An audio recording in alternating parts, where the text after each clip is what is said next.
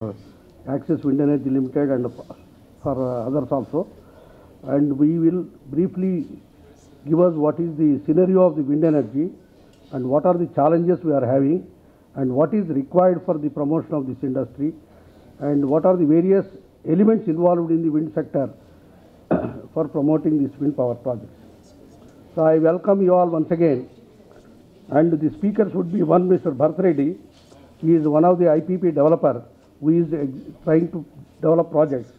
And I have Ram Reddy with me, who is the present General Manager of New and Renewable Energy Development Corporation. And we have G.R.V. Shekhar, is from the financial institution, who will throw some light on the financing of these projects. And one Mr. Murthy, he is from Carbonates. He is a consultant developing for various projects, especially for wind sector, if I am right.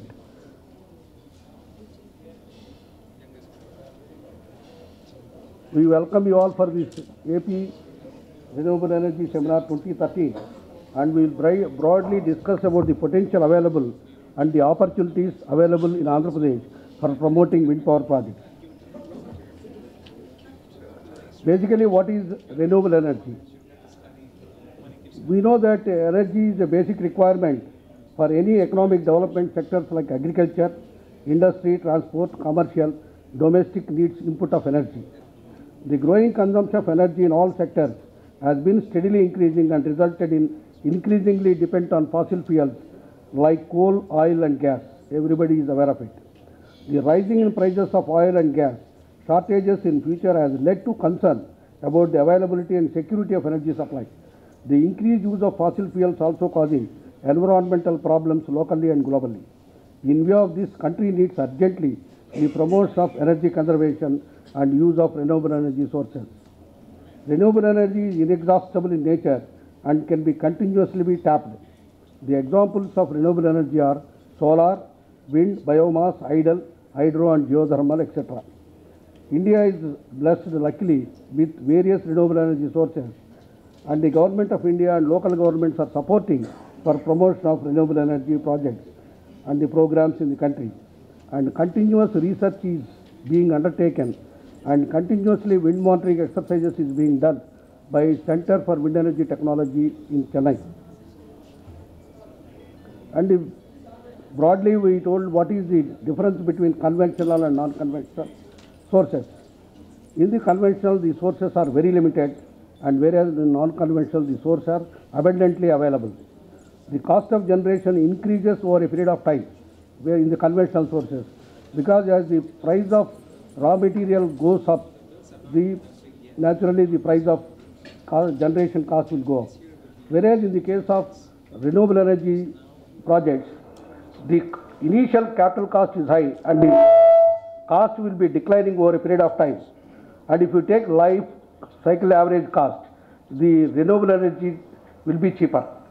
And it is centralized application, whereas renewable energy projects can be decentralized applications can be done. It creates environmental problems and emits greenhouse gases in the case of conventional sources, whereas pollution free in the case of renewable energy projects. There is impact on health for conventional sources because of pollution and no health hazards in the case of renewable energy sources. The conventional sources damages forest and erosion, thereby deforestation occurs. And whereas in the case of non-conventional sources, it is clean and green energy. And there is reduction in cutting of firewood and thereby improving the rate of growing the firewood. Because there are programs being implemented rurally, like biogas, smokeless chula, all these programs. Earlier the forest wood was cut for cooking requirements in the rural area. Because of this biogas program and smokeless chula program, the forest cut was reduced drastically. And there is ecological collapse in the case of conventional, and local fuels are to be used for rural areas in the case of conventional. Locally available material can be used for energy requirement in the rural areas. For example, for construction of a biogas plant, locally available material can be used to generate gas for cooking requirements and also slurry as a best manure, as morning Srinivas was explaining about this. Coming to wind energy, God has given us a lot of potential in the case of wind power in Andhra Pradesh. And winds result from the differential heating of earth and its atmosphere by sun. As the sun heats different parts of the earth at different rates, air circulates from the cold to warm and produces winds. This is the phenomena how the wind is produced. Wind is the indirect form of solar energy. About 1% of total solar radiation that reaches the earth is converted into atmosphere in the energy called wind. Wind is renewable and possesses no environmental problems. It is pollution-free, clean and green energy. It is dilute in nature. I am giving the characteristics of wind. It is very dilute in nature, erratic, waterless and gusty in nature. Hence, wind pattern is to be examined to identify a windy site for various applications.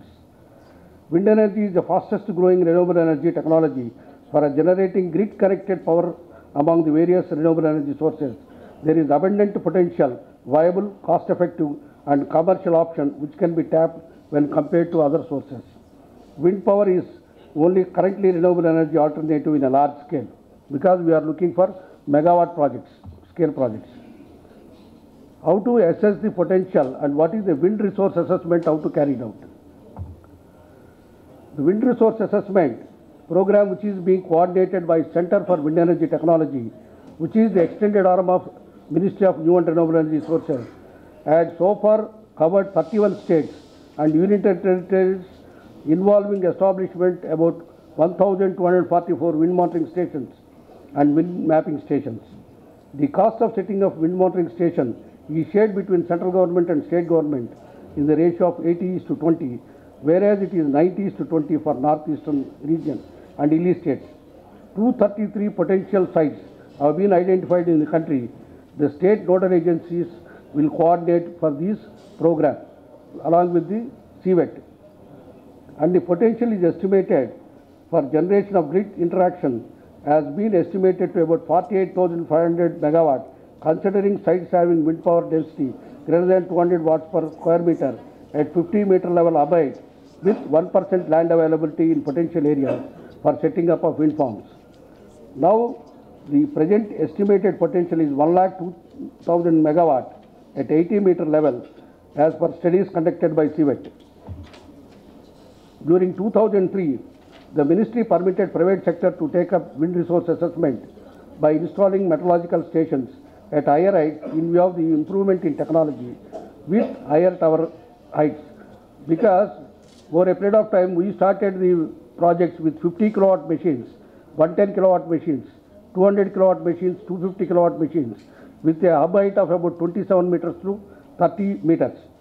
Over a period of time, the technology has improved and now we are getting megawatt scale machines with the hub height